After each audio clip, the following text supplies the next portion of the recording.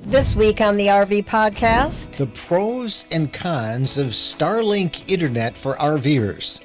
Gas and diesel prices are on the rise again. 2 must-have RV tools that cost less than $20 each. Plus, travel tips, RV news, and your questions, all coming up on episode 461 of the RV podcast. Hello, everybody. I'm Mike Wendland, and this is my lifelong travel companion and my bride, Jennifer. And off behind Jennifer somewhere over there, I don't think he'll show up in any of the cameras. Maybe he'll show up over that way. There's Bo over there. I don't think he's going to show up. He's in here with us so that he won't bark. Well, Bo might have a couple comments to make during the podcast. But I really do think he prefers being with us. And once he hears us talk, he always comes. He has to come sit by us. Just a couple reminders that you can watch the video version of the RV podcast on our YouTube channel. And, of course, for an audio-only podcast, you can listen to us on all the favorite podcast apps, iTunes, Stitcher, Google Play, all those things, and also at rvlifestyle.com. So there you go. Lots of ways to consume our content. That sounds weird, doesn't it? A couple of updates for us. We're about ready to hit the road. We're hitting the road tomorrow to Elkhart, Indiana. There's a couple of new trends that we want to document. A new trend in fifth wheels that's kind of interesting to look at. Should make an announcement that we are not going to attend the Hershey RV show this year. Now, I know we go every year. We've gone, I think, 10 of the last 11 years. The only one you didn't go was the year of COVID. And instead, we're going to try a couple of other things. We've got a big rally we're going to attend, an RV rally. We've got a family camp out for a video we want to do on fall camping. And then we're going to attend RV dealer open house in Elkhart. And for us, that's a better attend event than Hershey for the simple reason that it's not open to the public. And so we're able to get in and spend time in each of the new RVs and do our videos. At Hershey, it just is too hard. It takes about a half hour, a video. It's just too hard to do it these days. It just got too complicated. Yeah. Some feedback that we want to pass along, and it's always fun to let you know that we love hearing from you.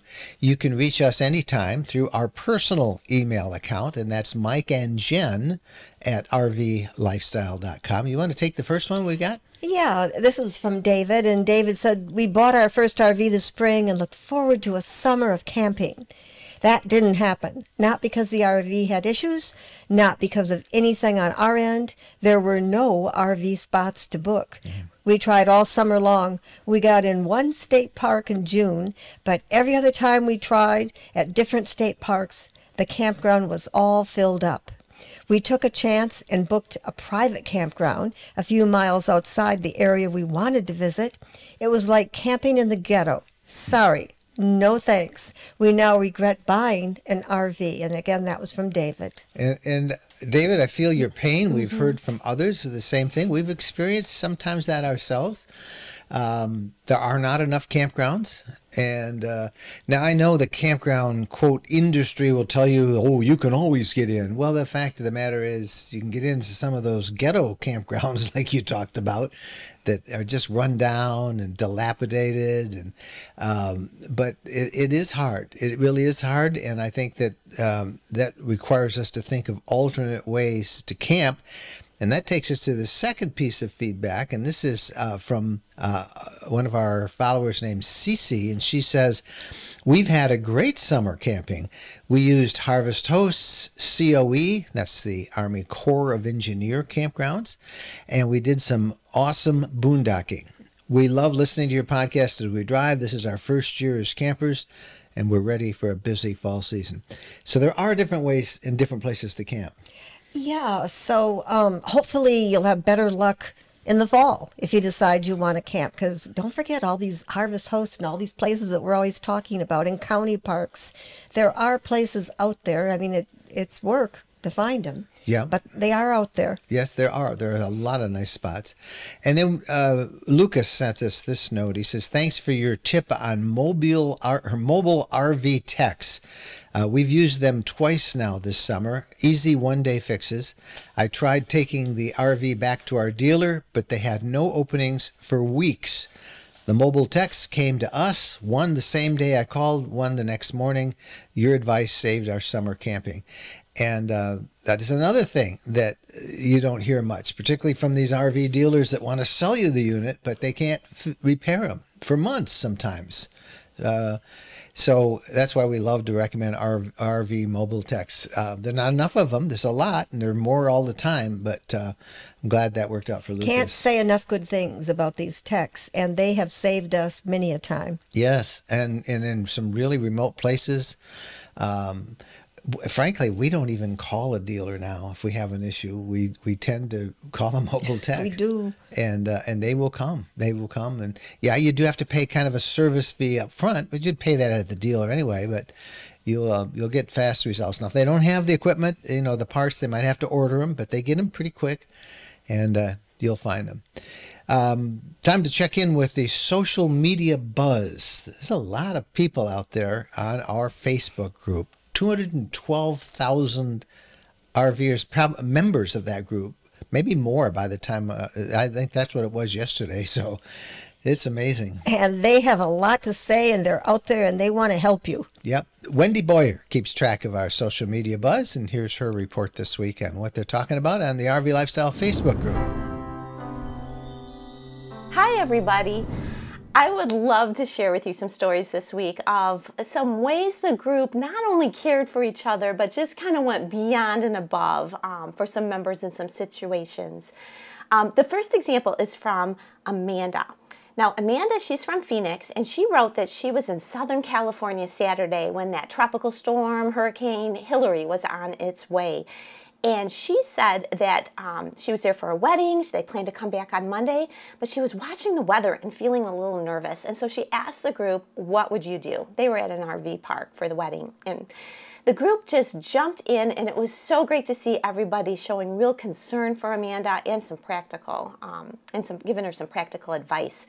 Many said that she needed to get out of there as quickly as possible. We had folks in the groups who'd been in their RV in tropical storms and hurricanes and told her, this is no joke, what it was like.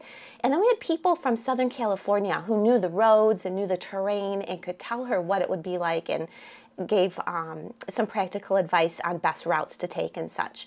And so Amanda ended up leaving with her family after the wedding Saturday. She gave updates while she was on the road, and it was great. People were really concerned. They're saying, where are you? Are you okay? And it all had a happy ending. She made it out before the storm and back to Phoenix. And then another example like that is Donna. So Donna and her husband were brand new, first ever, she said, Class A owners.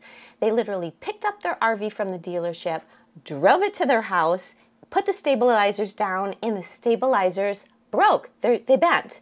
And she took a picture of it. She shared it on the group, and she said, we ruined it 10 minutes after getting home. And what was great to see with this post is people were just genuinely kind to her. They're like, don't beat yourself up. It's okay. Everybody's done things. But then what was so encouraging is there was a member named Derek, and Derek alerted Donna that there was a recall on her rig stabilizers. He apparently did a little digging, noticed that those pictures didn't look right, and he was right. So Donna was able to call the dealership, say, hey, is there a recall on my stabilizers? There was. And the dealership came out and replaced those stabilizers for free. So big shout out to Derek for some really helpful advice for our member Donna. And then the last one I'd like to share with you is from Daryl. Now Daryl was about to buy an RV. He was planning, he wanted to plan some trips, and he wrote the group that he was feeling completely overwhelmed. He knew what he wanted. He did not want an RV sort of resort. He wanted more of a nature experience. He wanted to try to get in that real sweet 70-degree weather loop. But he just was looking at all the things to consider, from his rig size to the weather to all these things, and he was feeling completely overwhelmed. So he asked the group, how do you plan? well, nearly 500 people gave advice to him. And again, it was so great to see. People were sharing apps they use that are helpful. They were telling them some practical advice to maybe look for state parks, county parks, things like that. People gave them some route suggestions that are good temperature-wise. I thought of our 7-day adventure guides. Those are very helpful for people planning a trip because it gives you a route and some possible campgrounds and some possible things to do. But bottom line is there were so many suggestions for him. Hopefully he feels a little more confident to plan and can get that rig and get out there and have some fun. So that's it for me this week. I'm Wendy Boyer with a small sampling of what's going on in our Facebook group, and I'll see you next week. Isn't that great? See how people help out like that? Oh, people love to help, and they want to share their experiences, and they want you to be successful. Yep. All right. When we come back, we're going to talk about Starlink. And if you don't know what Starlink is, well, you haven't been RVing very long, because it is probably the hottest technology out there for RVers. It's been around, I think, 3 years now. It's basically Elon Musk's network of low-orbiting Earth satellites that relay the internet down through a little dish. I did a survey on our community tab on our RV Lifestyle Facebook or RV Lifestyle YouTube channel, and about 13 to 14% of all of the RVers now have Starlink and are using it. That's a pretty strong number. Anyway, we're going to talk about that and a lot of other things about the internet and being connected while you're in the RV with the top experts in the field. I mean, there's nobody better than the two experts you're going to meet in our interview of the week, which is coming up right after this. As you may know, Jennifer and I bought some land near Nashville, Tennessee. Now, for us, it was the antidote to crowded, expensive campgrounds and the end of worrying about reservations. It's a gorgeous area with friendly people, and it has been such a pleasure. The same developer has some new property in horse country coming up near us for sale September 2nd. It's called the Reserve at High Forest. Big properties, 5 to 67 acres. You can build a house, a cabin, or RV year-round. Prices start at $89,900. It is your property, your way, 100% ownership. And the scenery in this part of Tennessee, it's breathtaking. Garden, landscape, bring your pets, build what you want. There's high-speed internet, and it is so private. It's a great place to make your home base, ready whenever you want it. They're selling these September 2nd by appointment, 5 to 67 acre properties from $89,900. There's great financing and big discounts on multi-lot packages. For information, visit rvlands.net. That's rvlands.net. Welcome back now to the interview of the week, and the most common asked question we get out there is, how do you access the internet when you're traveling? It's amazing how important this is, and I don't think there is any other topic that rivals the number of questions we get is about the internet. There's a lot of pitfalls. There's a lot of people who've spent a lot of money. There are some things that people are spending money on that they don't need. And we thought we would really dig into that and look at first this week. It's going to be a two-part interview. First this week, we're going to talk about Starlink. Starlink is probably one of the most talked about options for RVers. Is it right for you? There are pros and there are cons, and it has changed a lot over the last couple of years since it's been there, still changing. Our experts are Chris Dumfrey and Cherie Van Aert. They operate what is known as the Mobile Internet Resource Center. And we'll put a link in the show notes for this episode at rvlifestyle.com/podcasts. You need to check them out. There's no one who knows more about the internet. That's their full-time job for RVers and the internet. They take no sponsorship money from any of the companies. They are totally unbiased in their opinions. They are up to date and accurate. And so I thought, let's talk about all the different options for internet for RVers. And it turned into like a 40-minute interview. So we're going to break it into two parts for you. This first part, we're going to talk about Starlink. Now, before you run out and get a Starlink, be sure and listen to this interview. I want to say that Starlink is getting better. we swore it off for a year and just added it back into our different internet solutions. It's getting better, but there are some pros and cons, and Chris and Cherie are going to join us right now, and we're going to talk in part 1 about Starlink. Hey, Cherie and Chris, it's so good to have you guys with us today. Thanks for having us on, Mike. Wonderful to be here always. So you guys are the experts. There are no others on when it comes to mobile internet. And I really sincerely mean that. Over the years, your work and your efforts and the quality of your advice has been just spot on 100% of the time. So you have our great respect. And that's why we want to start talking about the biggest question so many people have is internet. And it changes all the time, I know. But among those is Starlink. So let's start talking about Starlink. It's been a few years now. I think this is year 3. Am I right? It's 3? That's the 3rd anniversary of them taking orders from the general public. And, it came with so much excitement. And then there was this drop off of disappointment.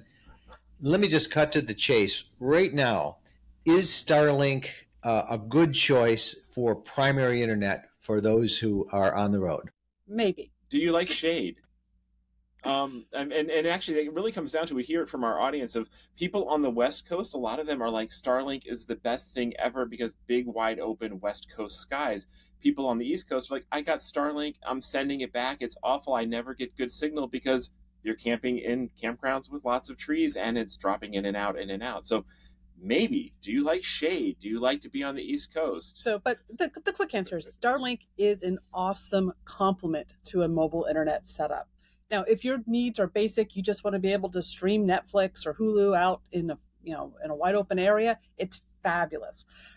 If you need to work remotely and you need reliable internet connectivity and you're moving locations a lot, you're going into congested urban areas, or you're going places with trees, or you're doing off-grid boondocking and you don't have a power setup that can accommodate it, well, then cellular still also plays a role for those sorts of folks. Yeah, so for a lot of people, it's actually combining. Starlink isn't always going to necessarily, and actually for most people, isn't going to be the only thing they can get by with. It's just a matter of, is it going to be your primary or a backup, or just something you don't need at all? And it's definitely something that is incredibly useful, because it works in Canada, works in Mexico, works in Death Valley. I mean, it works a lot of great places. Works where cellular doesn't. Yep. Yes, it does. Alaska. I mean, I've watched that, but I took a break from Starlink about a year ago. I was very disappointed. For this very reasons you were saying. We do a lot of boondocking, and it just wasn't working. We picked up a new fifth wheel, and it had this great little back ladder on it. And it's perfect for me to put a Starlink pole on. And I was really surprised at how much better it was, even under trees. And I've heard from some people that they've somehow improved that, or it's because there's more satellites now. It's more satellites. So the more satellites they launch, that means that the dish is able to see more as they're going overhead, because these satellites are in constant motion.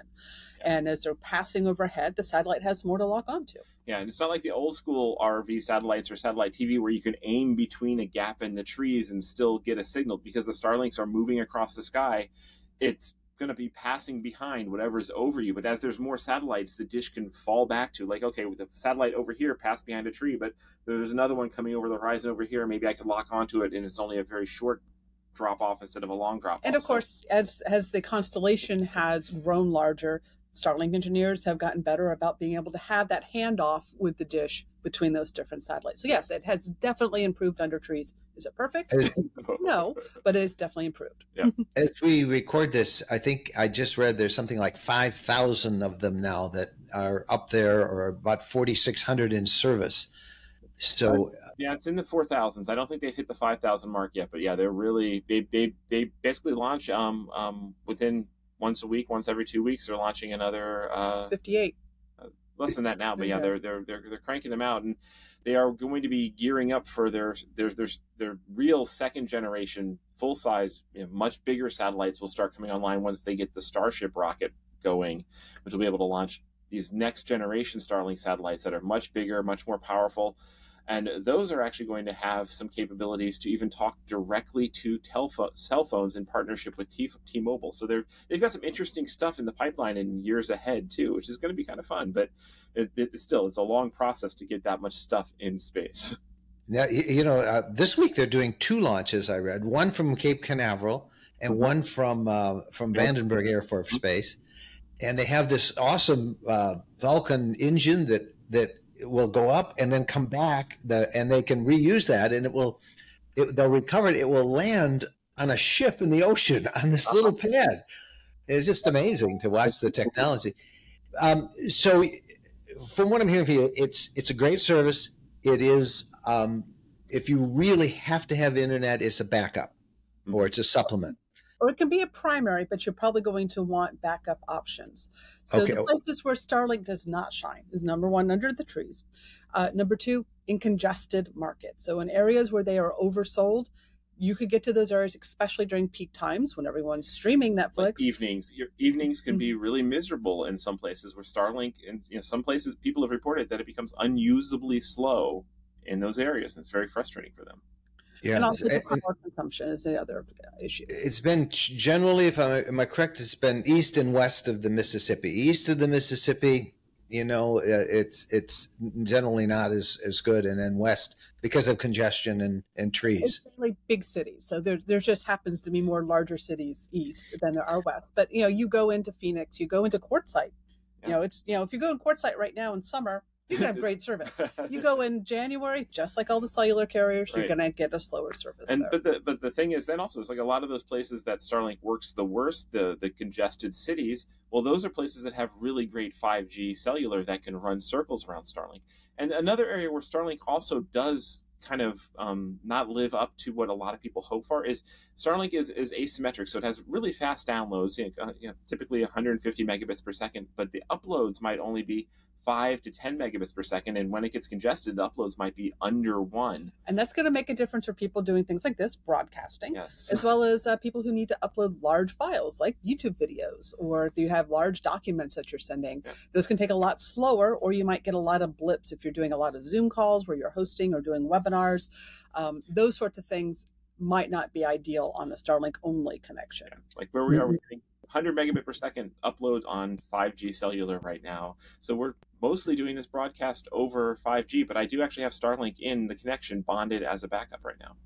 It's amazing how well 5G has come in the last couple of years. But sticking with Starlink for a while, one of the things that's so confusing is they seem to change their plans several times a year, and they change their equipment.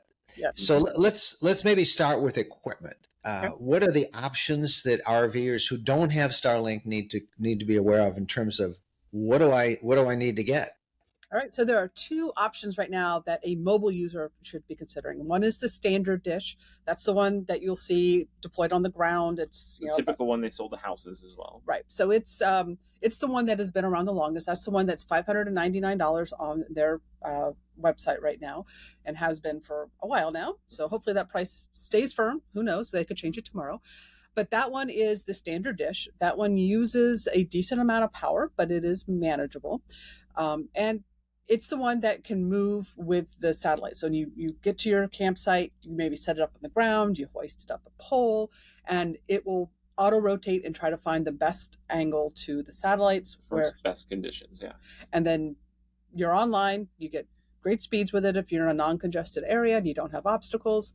And then you can use the different plans with that dish. Now they have They have another Starlink dish, the Starlink Flat High Performance, that is one that does not have any moving parts. It's designed to be used in motion potentially. It's basically a solid, much bigger pizza box type shaped thing that you can mount on top of an RV. It's designed to be more permanently mounted. And that one has got inside of it a lot more electronics. It can lock on to track more satellites at once. You won't practically see much better performance, but you'll see better resilience under trees and stuff like that. But that one is much more expensive. It's $2,500. Wow. The $599 one does not work in motion, so you can't use it while you're driving down the road. You're not supposed to. Okay, Yes, so exactly. not supposed to. It is not certified for in-motion usage, but Starlink just recently changed their terms of service. They used to prohibit it. Now they're saying you can use it at your own risk. And now on their standard mobile plan, if you get the residential plan, there's no in-motion use included. The mobile plan includes up to 10 miles per hour. So if you're in traffic, stuck in traffic, you can go get a traffic report. Us on boats, we can use it while we're underway. Up to 10 miles per hour is what's going to be allowed on that. And they are now saying it is at your own risk. There's no liability if it falls off your RV while in motion. It's not designed. It's not designed for it. You can roll it because it's constantly using motors to change locations. They're not warranting it. You void your warranty using it in motion. All right. Yeah, that's a big plus, because I know there were a lot of videos of people who have hacked it. They've come up with their own way to mount it on the roof and use it as they drive down the road, using an inverter in the RV. And yeah, some people have done some pretty serious hacks where they remove the motors and basically flat mount it and turn it into a flat dish. It doesn't have all the capabilities of the full size flat high performance one, but it clearly works. They're not actively blocking it. But they're not supporting it. They said you will get up to 10 miles per hour. At present time, we have not seen them actually cap it yet. We've seen them experiment with it over the last few months. Of blocking faster speeds, yes. But at present time, exactly at this moment, it does actually still work in motion. They have said in their terms that they will be blocking it down to 10 miles per hour. But for most RVers, the practical thing is the $599 one. You set up when you get to the campsite, you take it down and put it back up when you get someplace else. Right. And the advantage of that is if you are parked under trees, you've got more flexibility to move the dish somewhere with less trees. Yes. Yeah. One of the equipment questions before we get to the different plans is that a strong criticism that I've heard from so many, and I wonder if there's workarounds for that now. I'm sure there are. The proprietary connectors on the antenna. So many of our RVs have satellite connectors, but they won't work with Starlink unless you have an adapter. Are those widely available adapters now that you can use? No, there's not. You can cut the Starlink cable. They've got proprietary connectors on each end, but it is Ethernet cable inside, and you could put your own Ethernet cables on. But that is a pretty advanced electrical task. So you'd want to have somebody who knows how to do Ethernet cable wiring, do that modification. They do swap a few pins. So it is not an easy thing to do, and those ends are awful. And so people who are setting up and doing Starlink, setting it up when they get to a campsite, if you drop it in the grass and a little bit of dew or water or sand gets in the end of the connector, it can ruin the connector, it can ruin that cable, and you have to replace it. And we actually advise people, if you're going to be setting up Starlink, buy a spare cable, because those cables are so easy to damage, and those cable ends are so easy to damage. It can take Starlink a couple weeks to get you a new one, and then you're down. So have a spare cable, or you will be very hosed someday. Yeah.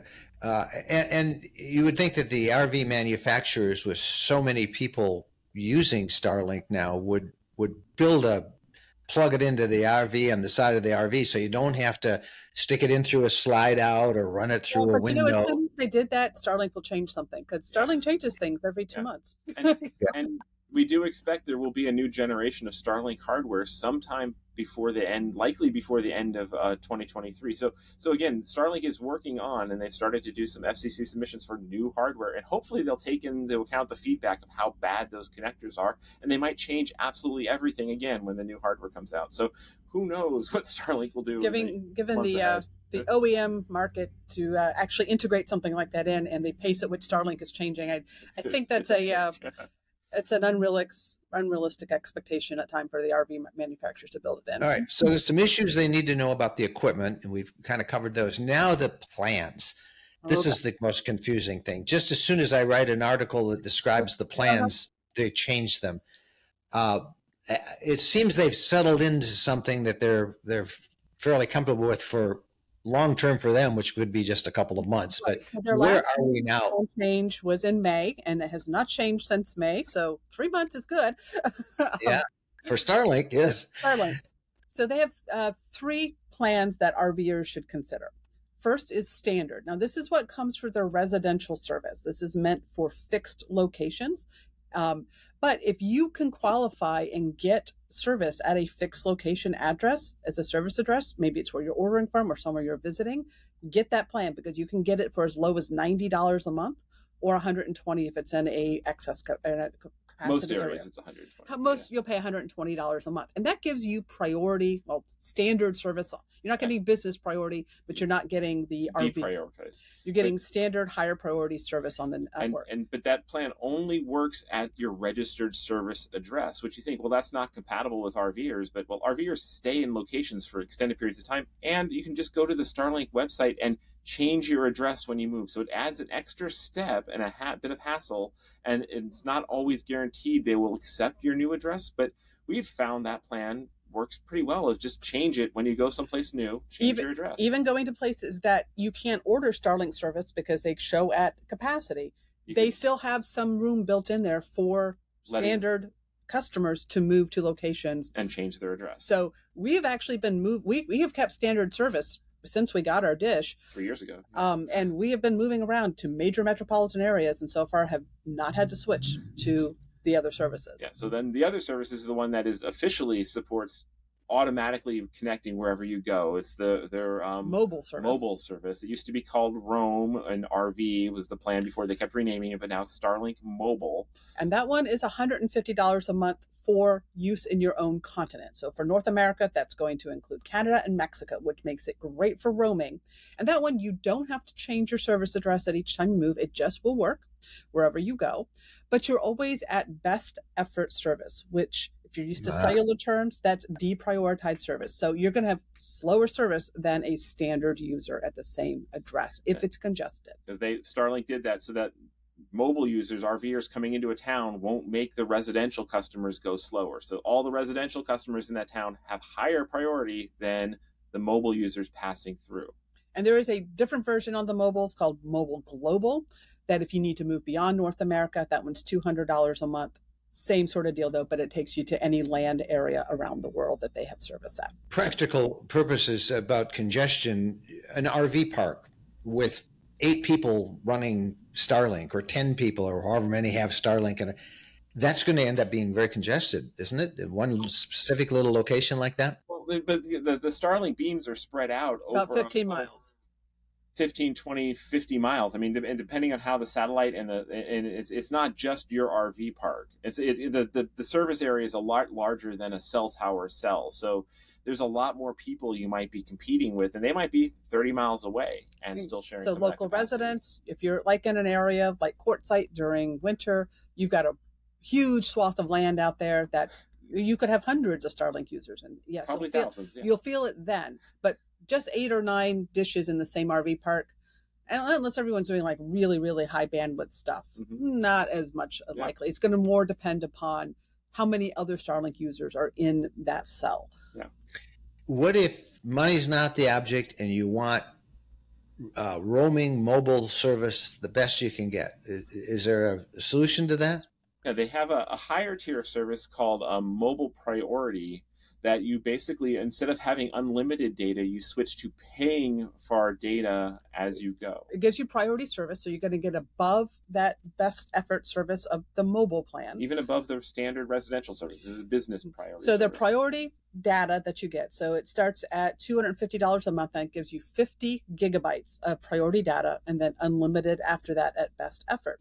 But that priority data gets you the higher priority data, as well as official in-motion high-speed use. So if you have that flat dish, or you're willing to take the risk of using the standard dish, you can get in-motion. So you can stream while you're going down the highway, but that gets pricey. That's 50 gigabytes. Goes fast. Once you use it, you're switched to standard, or actually mobile. These words are so confusing. You go back to mobile service, the non-priority. So it's best effort, 10 miles per hour in motion use. Or you keep paying per gigabyte, depending on how you set it up. $2 per gigabyte. $2 per gigabyte. Or you can get a $5,000 per month for 5 terabytes of money is not an object. Yeah, forget what it is. The other thing that you get with the priority data, not that it applies to RVers very often, is you do get ocean usage. So for people on boats who go across oceans, you get in the middle of the ocean. So for that $250 a month service, the 50 gigabytes at priority, that's really not very much. No, not at all. That's really much. I mean, you can stream like 4 movies and use that. at HD. But one of the nice things is you don't need to go to the mobile priority plan to get priority data. Even with just the basic mobile plan, you could turn on priority data and pay the $2 a gigabyte to have it when you need it. So if you do want to do a trip and you want to be guaranteed to have service while going at 60 miles an hour down the freeway, or you want to go on an RV, or you're not going to be going out to sea, but for somebody who's going on maybe a ferry trip or something where they're going to be out of land coverage, and turn on mobile priority only when you need it, and then turn it off when you get to shore. Yeah. So if you know you have a Zoom call that you have to do while underway, hopefully as a passenger, you can turn on and just buy at $2 per gigabyte as needed. Really? I didn't know that. That's really good to know. So when we want to do like our Ask Us Anything Sunday night thing, I'll turn on priority and turn it off at the end. And that will also help you get above the congestion too. So if you're in an area where the market is like, I'm struggling, I'm in courtside and I want to do a work call, you could turn it on for the duration of that work call, pay the $2 a gigabyte, which won't, for a work call won't go too badly. It might cost you $4 or $5, and then turn it off when you're done. Make sure you turn it off when you're done, so your Netflix streaming doesn't cost you a fortune because you forgot to turn off priority. And we've seen that happen to people, and they've gotten crazy bills. Well, look at this. We have talked about Starlink alone for 20 minutes, and we've got more to talk about, but we've run out of time for this episode. Could you guys come back next week? Can we talk next week about? Absolutely. And we'll talk about the non-Starlink options for RVers. What's the latest out there for them? Can you do that? Absolutely. Sure thing. We'd love to. All right. Real quick before this one ends, tell everybody how they can connect with you guys. So we run the Mobile Internet Resource Center. That's at rvmobileinternet.com. And there you'll find a bunch of free content that is provided by our members. So we are all community funded. We don't take sponsorships, advertising. We're not affiliate incentivized. So we try to be as unbiased as possible. We also have a YouTube channel that you can find at Mobile Internet Resource Center. So we try to do a lot of our news stories as video content as well. You'll find a lot of free guides. And then our deeper content is included with our membership program. And we have a particular guide just for Starlink at rvmobileinternet.com/Starlink that dives into, and we keep this guide updated, sometimes seems almost every week, of all the little changes that SpaceX is making to the Starlink plans and service and hardware. We will link to all of them in the description below and in the show notes for this episode, and we look forward to talking to you guys next week. All right, fabulous. Sherry and Chris, thanks. See you next week. I think what's really amazing is at least once, maybe twice a week, they're launching more of these satellites. That constellation is really growing. It's doing nothing but getting better. Yeah. And it will continue to get better, as Chris and Cherie said.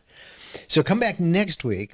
And now we've got Starlink talked about. We're going to talk about all the other ways you can access the internet. And before you spend a fortune, which you can, that you might not need to, you'll want to listen to next week's portion of the internet. Again, Chris and Cherie operate the Mobile Internet Resource Center. And if you go to the show notes for this podcast episode, you'll find a link to their resources that you really should check out.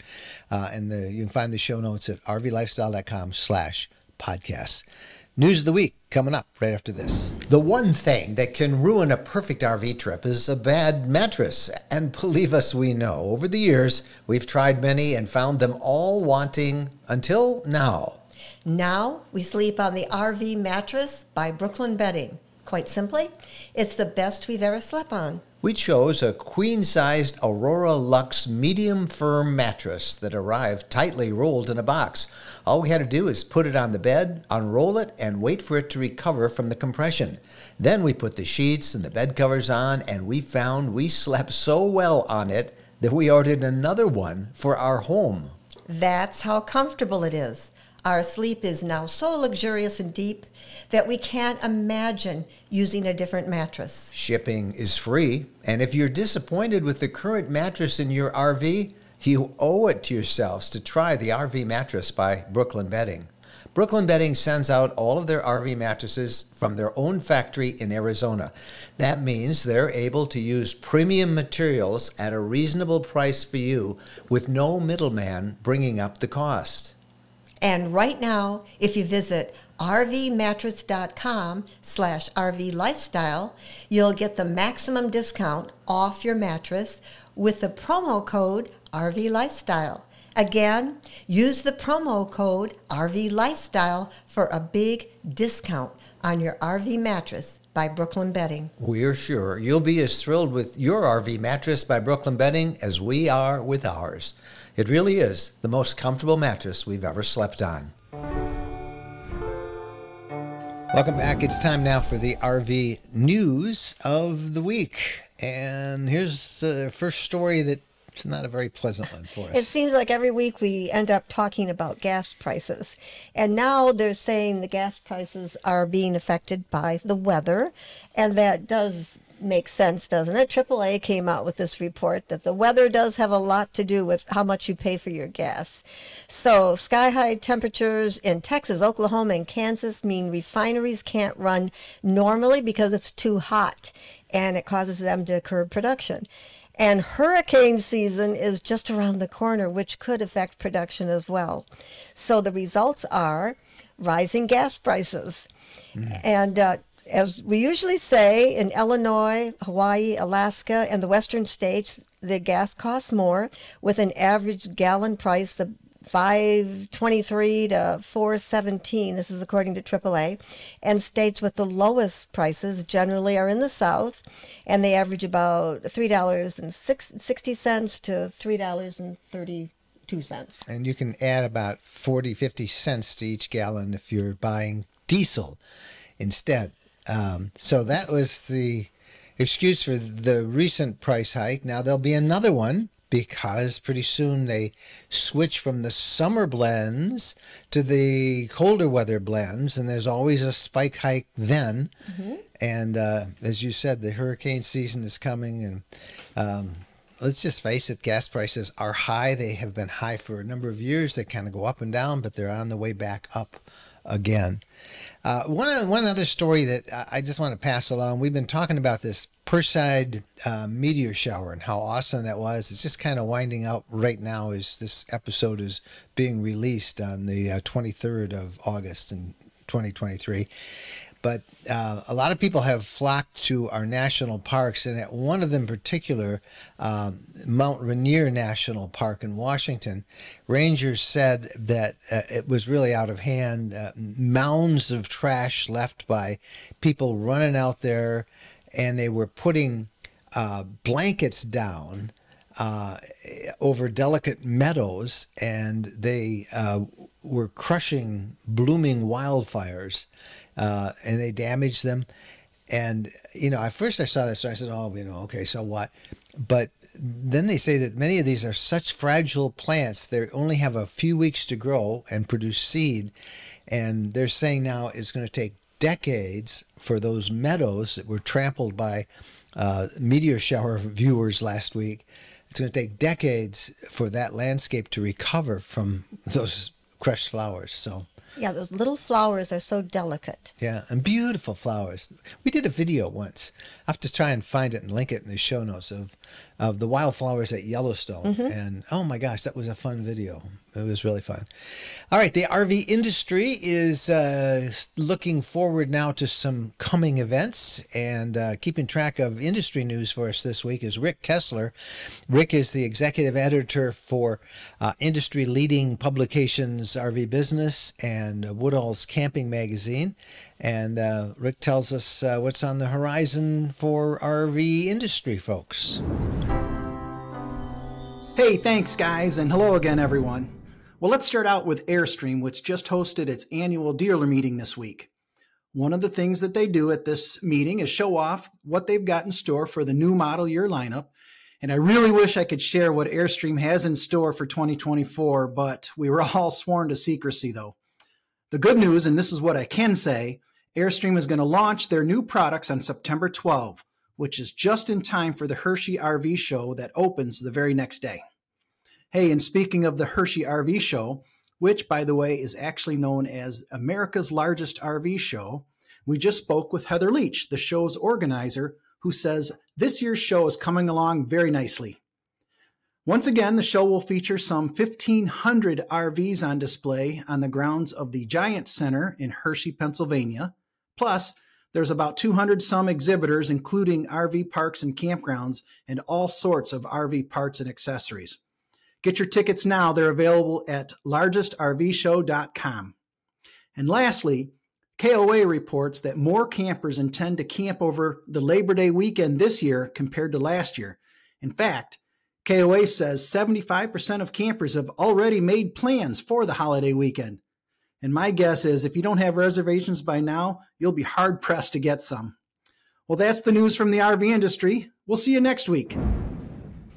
I am so glad that we didn't go to that Airstream show because I couldn't keep a secret. They probably know what they're doing, but we're not invited. Hey, when we come back, we've got a great tip of the week from Brenda of Queen Bee RV. She's going to share 2 really cool little tools that every RVer should have, and they're not expensive. How's that for a practical tip? Tools that aren't expensive. Oh. We'll be right back. When we're asked what's the most important modification we made to our RV, it's an easy answer.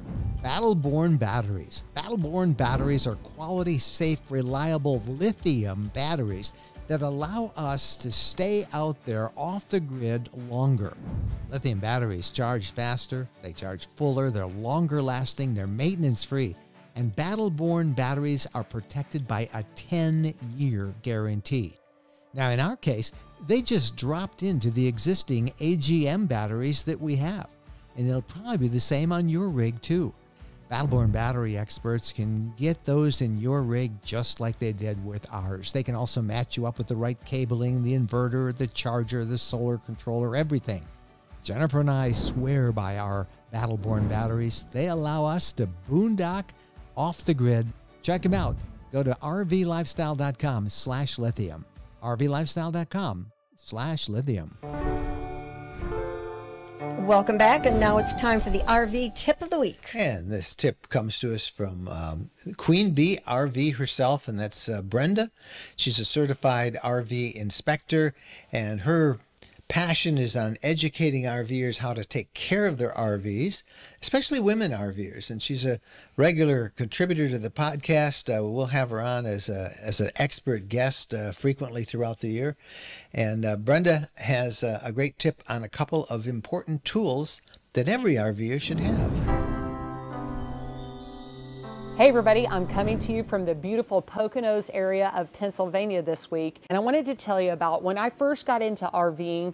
I got out on the internet and I looked for all the checklists I could find for tools and gear, everything that I could take out on that maiden voyage. And then over time, of course, I figured out that I can slim down the list. So today I wanted to share with you, these are my 2 favorite tools that I keep with me as an RVer and as an inspector when it comes to troubleshooting problems and looking for repair issues. So the first one I wanted to share with you is this 9-in-1 screwdriver. This is one that I believe we got on Amazon for anywhere from 10 to 15 bucks. It's got a bunch of different tips on it that are interchangeable. It's got the flathead, the Phillips. It's got this square head. The number 2 square head fits a lot of screws in the RV. It's really handy. The things I use this for are, for example, I will, maybe I need to get behind a false wall and access the water pump for either a repair issue or to winterize. And I've also used this to take down the cover on the interior air conditioner area to access the plenum so I can make sure that that divider, the dam, has not become compromised and is allowing supply air and return air to mix and subsequently not cooling down the RV. So a bunch of uses for this thing. I think you will really find that handy. The other tool that I love and I never leave home without is my multimeter. There's a variety of price ranges on these. We have one at our women's RV workshop that I think we got for about $28 on Amazon. This one I use as an inspector. I think I paid probably between $150 and $200 for this. And then there's ones that are $300, $400 and above. The functions that I really like that we teach at the workshops that I really like to tell people about, first of all, I would love for you to learn how to test your battery voltage at the battery without using your monitor panel inside. Just check that health status of the battery. You'll be setting the multimeter on volts DC, and then you'll be putting the probes directly on the positive and the negative terminal on the battery. And then I know the healthy status for AGM, gel, and flooded lead acid, as well as lithium. Another test that you can do is check the integrity of your converter. Now, whenever I'm plugged into shore power and I do that same test at the battery terminals, I should be reading at least half a volt higher if the converter is operating properly. So that's a great troubleshooting tip as well.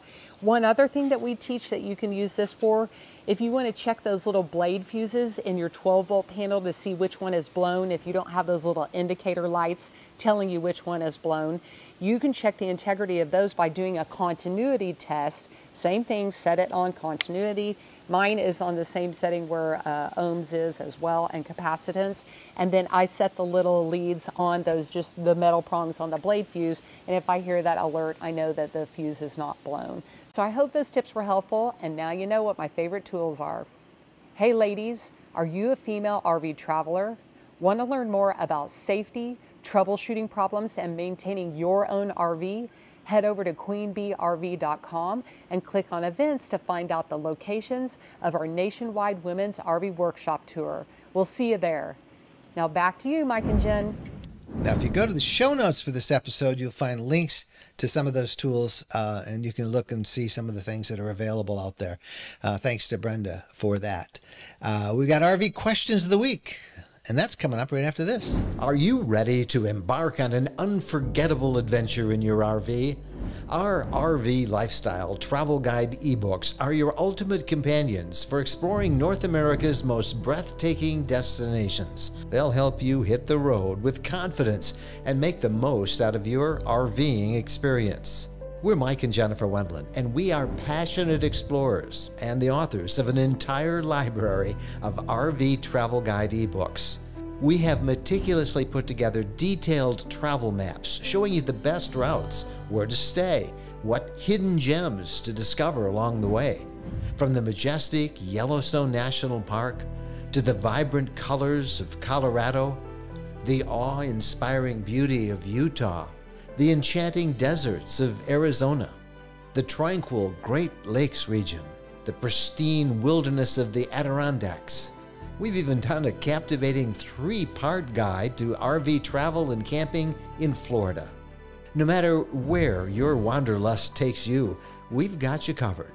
Our curated list of must-see attractions ensures that you won't miss out on any unforgettable experiences. You want to witness the eruption of Old Faithful? We've got you covered. Craving an epic road trip through breathtaking landscapes? We've got the perfect route for you. Dreaming of beachside camping under the stars? We know the best spots.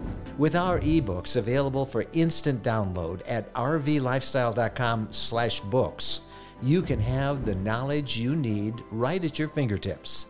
Head over to rvlifestyle.com/books and start exploring the wonders of North America today. Unforgettable adventures are waiting. All right, welcome back. It's time for the RV question of the week, and I should tell you that we love getting your questions, and you can send us your questions through our private email address, and that's Mike and Jen at rvlifestyle.com. You want to handle the question? Okay, our first question is, we have decided to become snowbirds and will set out for Florida right after Halloween and stay until April or May. We want to stay right on the beach in our 24-foot travel trailer. Where would you recommend? Lexi and Bryce. Well, Lexi and Bryce, I don't want to sound critical, but did you guys do your homework here? I mean, if you think that you can find a seasonal beach rental spot in Florida this year, you're about a year too late. I mean, they're not that many beachfront RV spots. We'll put a link in the show notes to a list of the ones that we recommend, but they're expensive. They cost about $100 a night and up, and you really need to book those about a year in advance, wouldn't you say? Oh yeah, at least a year in advance.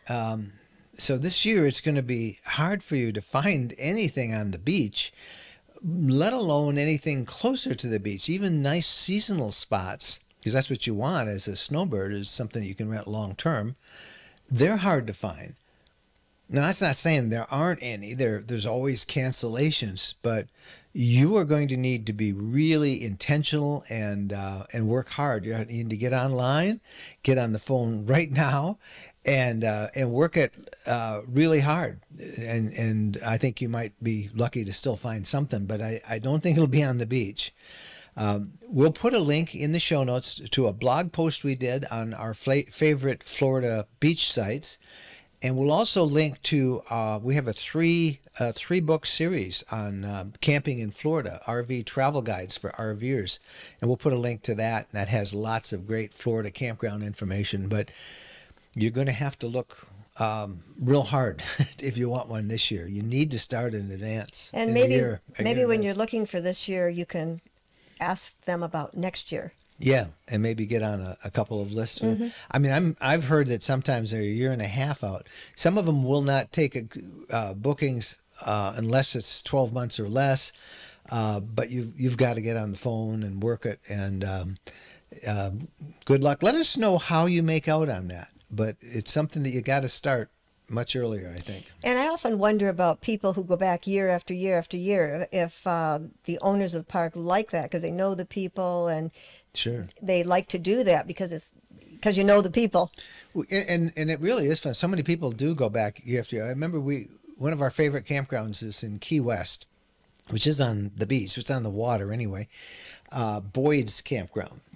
It's a big campground. It's an old campground. Spots are really close together, but it's very popular just outside of Key West. And these people go back year after year after year and rent the same exact spots. Mm-hmm. And that's what I think you'll find on many of the beach sites in Florida. They're building more. They lost a few from the hurricane last year, but most are coming back online now. But get to work. Let us know, Lexi and Bryce, what you find out. Hey, that's the podcast for this week. And you can find complete notes, show notes, everything at rvlifestyle.com/podcast. We want to hear from you again. Our email, mikeandjen@rvlifestyle.com. Thank you guys so much for watching. Happy trails.